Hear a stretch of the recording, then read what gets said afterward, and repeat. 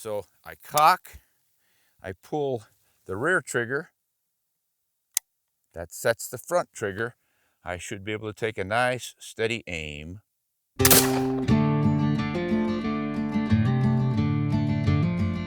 Hi everyone, Ron Spomer with something a little different today. A muzzleloader? Yeah, I actually used to hunt with muzzleloaders. It's been a long time. I pulled this Thompson Center out of the safe, and it's been many, many years since I fired this thing, but boy, they are kind of fun. Now, some of you may wonder, why am I covering muzzleloaders? Well, a lot of folks asked me to do it. They were really interested in it. We did a little survey, and they wanted to know what the differences really were between a muzzleloader and a modern rifle. So I thought I would cover that. Now, this may be pretty basic to anyone who knows these differences, but bear with us because there are always new people coming into the shooting sports and hunting. And just because we old guys know it all doesn't mean they know anything. You got to start from scratch. So here's the thing with a muzzle-loading rifle.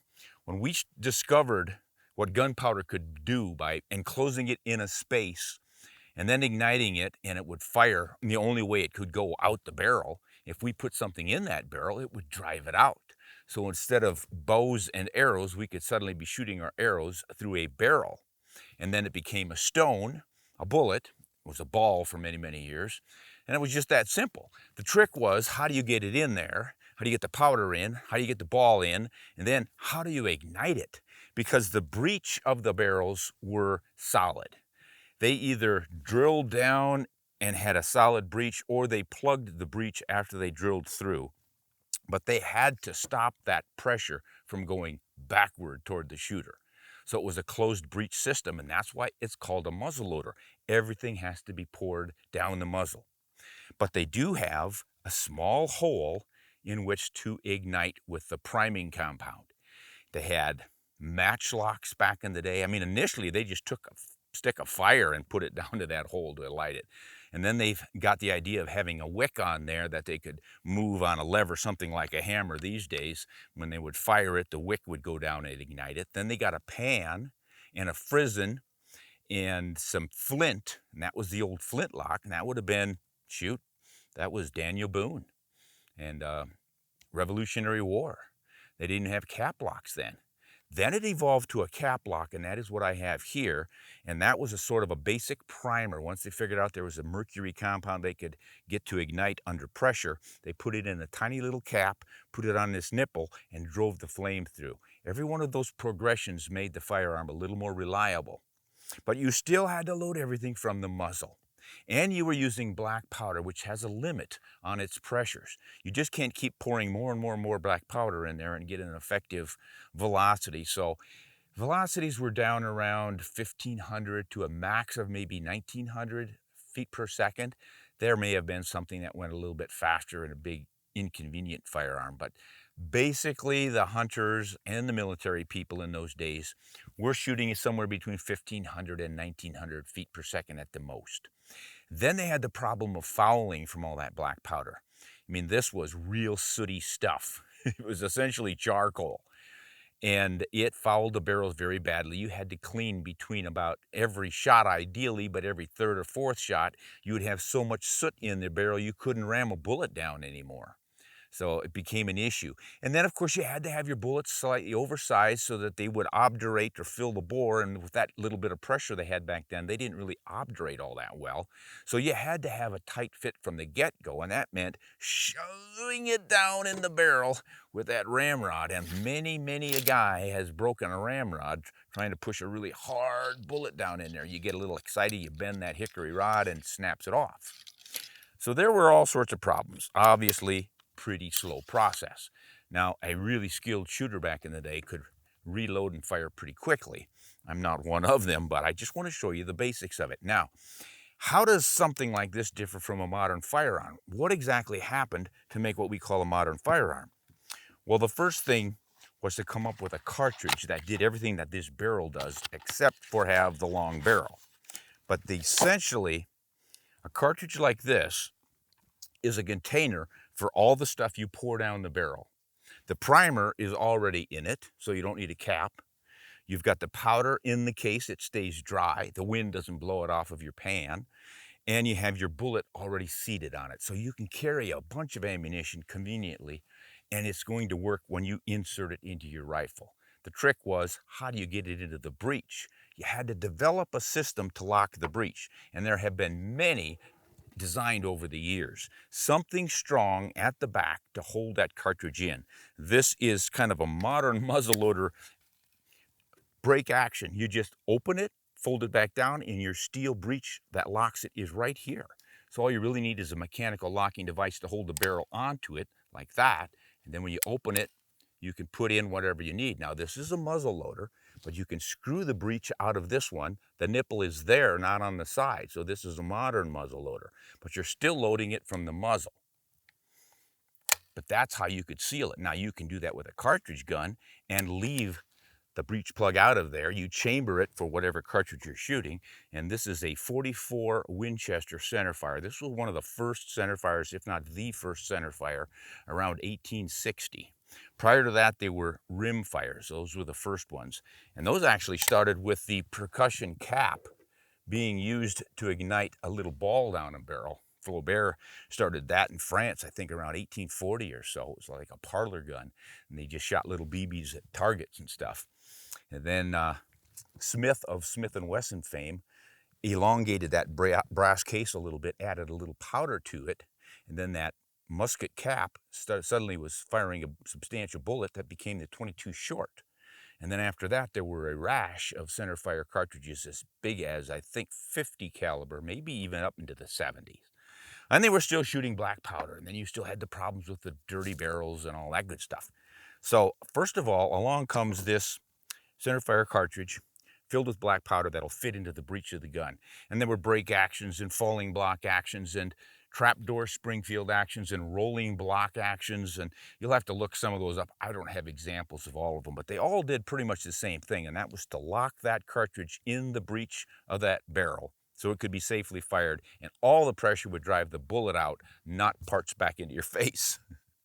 So with a modern rifle like this Winchester in a bolt action, the bolt is what's locking the breech. So your cartridge goes up into the chamber, the bolt comes forward, and those locking lugs on the bolt get turned into steel vault-like recesses. And that's what holds all the pressure back. It's a pretty simple system. Lever actions do something similar, but it locks a little bit differently. Some of them have two bars that come up in the back to block that bolt from coming back. Some of them, the older ones, just use a toggle system. You flip it over and the toggle's holding it back. That's why a lot of the early guns didn't have a lot of pressure in the chambers. They didn't have really strong mechanisms yet, as well as not strong enough steel. So all of those developments happened over time. Hey guys, whether you shoot a muzzle loader or not, I am excited to announce something modern. It's the ad-free, censorship-free RSO TV station. You can join up, become a member, and see all the videos that I don't normally get to air. We've got gun reviews and optics reviews and detailed reports on ballistics and hand loading and all of the things that entertain all of us, whether we're shooting old-fashioned muzzleloaders or fully modern rifles. Check it out in the link below, rsotv.com. So what we have today is ultimate convenience with our modern centerfire rifles. We've got all the containment we need in the cartridge. Wait a minute, I think I've got a modern cartridge in my pocket here, not a 45. Here you go. The old 6.5 Creedmoor, not so old, but it's really no different than this 4440. They both have primers in the back, powder, and then a bullet. And you can design any rifle or to shoot those pretty much. So it's just a matter of chambering those for the right cartridge, getting the right twist rate for the bullets you want to shoot, and et cetera, et cetera.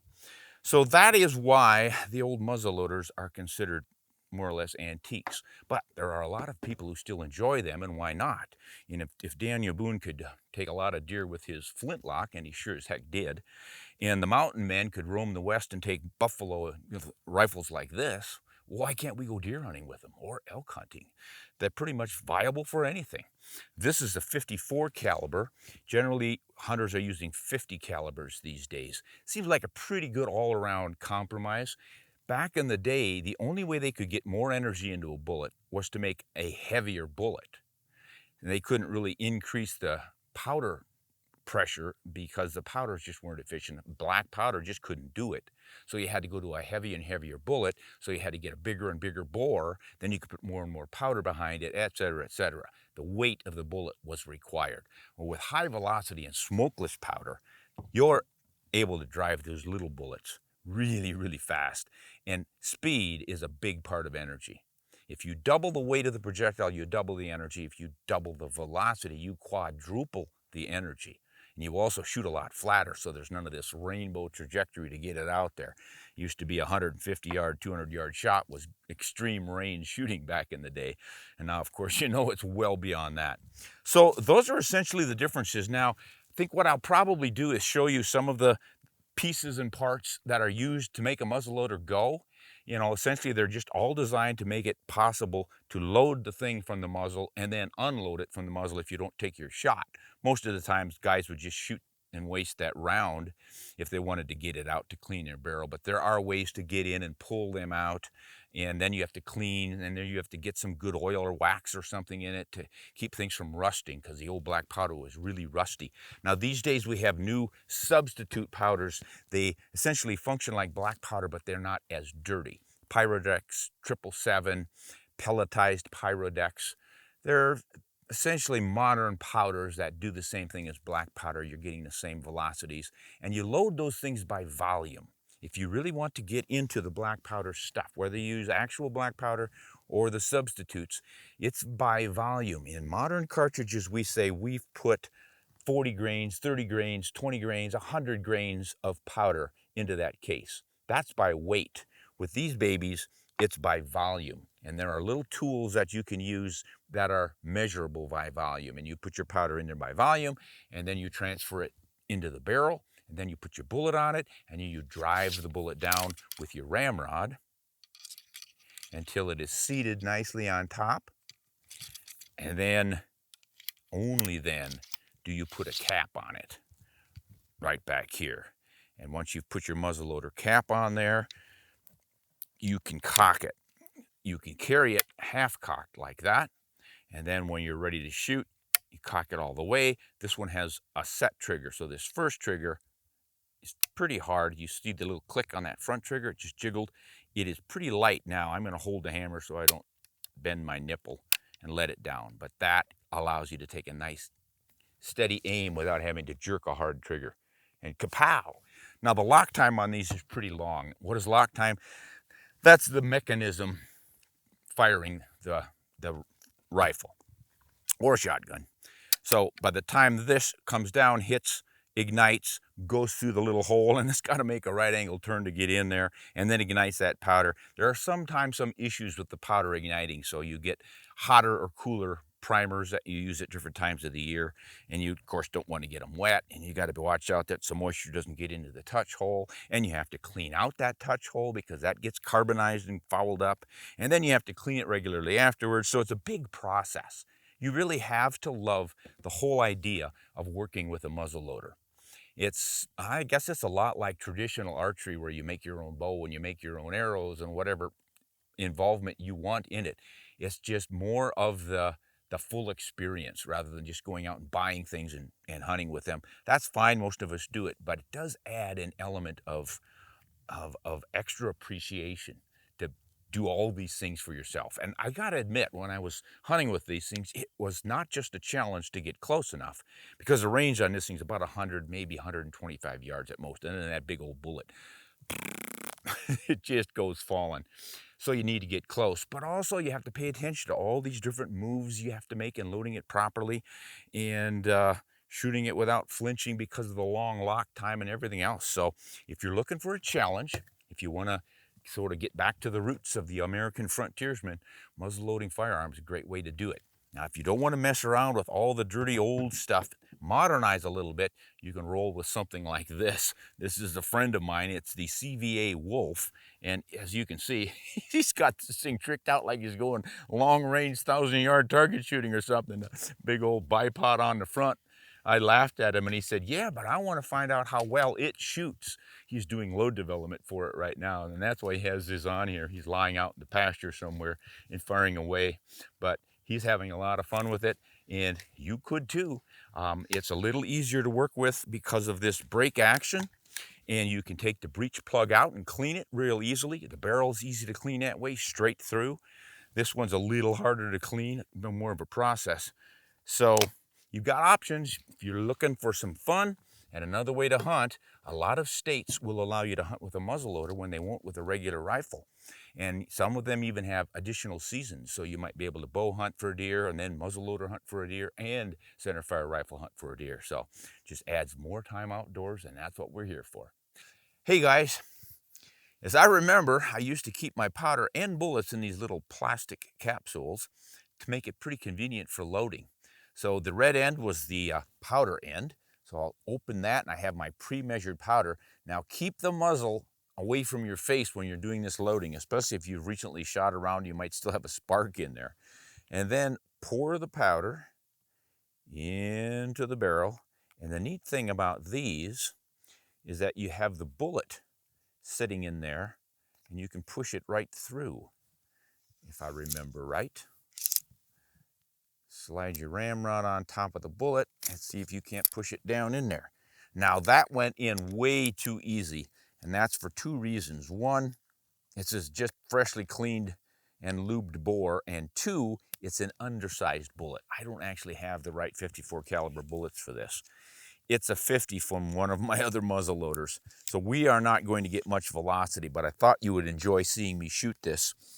So all I need to do now is get my cap and put it on here and fire. And it is now rolling. All right, this has a set trigger.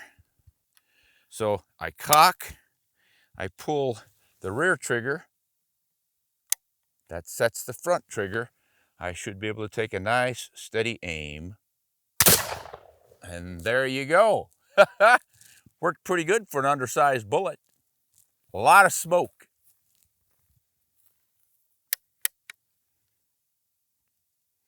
Looks like the cap came right off. There it is. Hey, this is Ron Spomer talking about muzzleloaders versus modern rifles. I hope you learned a little bit. You want to double check all my data, make sure I've got it right, because like I say, it's been about 25, 30 years since I've worked with one of these. Until next time, hunt honest and shoot straight.